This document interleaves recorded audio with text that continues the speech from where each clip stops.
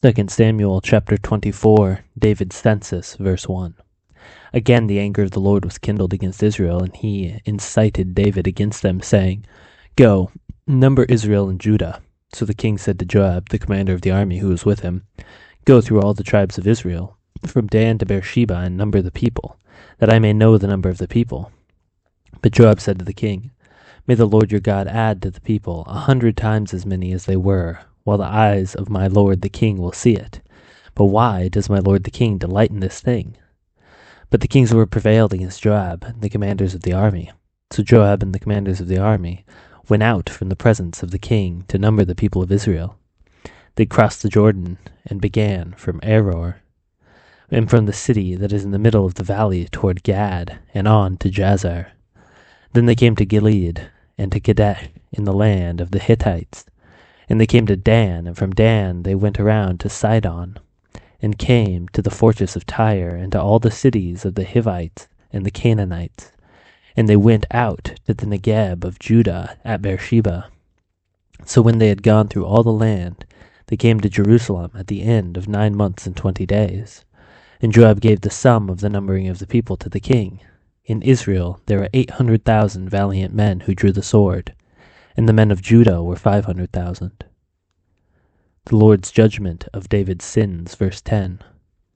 But David's heart struck him after he had numbered the people, and David said to the Lord, I have sinned greatly in what I have done. But now, O Lord, please take away the iniquity of your servant, for I have done very foolishly.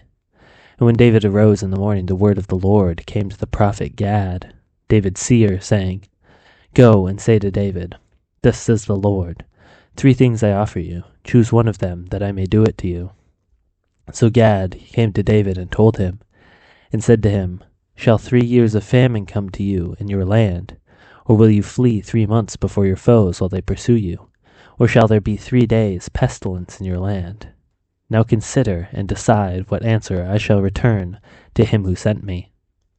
Then David said to Gad, I am in great distress. Let us fall into the hand of the Lord, for his mercy is great, but let me not fall into the hand of man. So the Lord sent a pestilence on Israel from the morning until the appointed time, and there died from the people of Dan to Beersheba 70,000 men. And when the angel stretched out his hand towards Jerusalem to destroy it, the Lord relented from the calamity and said to the angel, who was working destruction among the people, It is enough, now stay your hand. And the angel of the Lord was by the threshing floor of Araunah the Jebusite. Then David spoke to the Lord when he saw the angel who was striking the people, and said, Behold, I have sinned, and I have done wickedly. But these sheep, what have they done? Please let your hand be against me and against my father's house. David builds an altar, verse 18.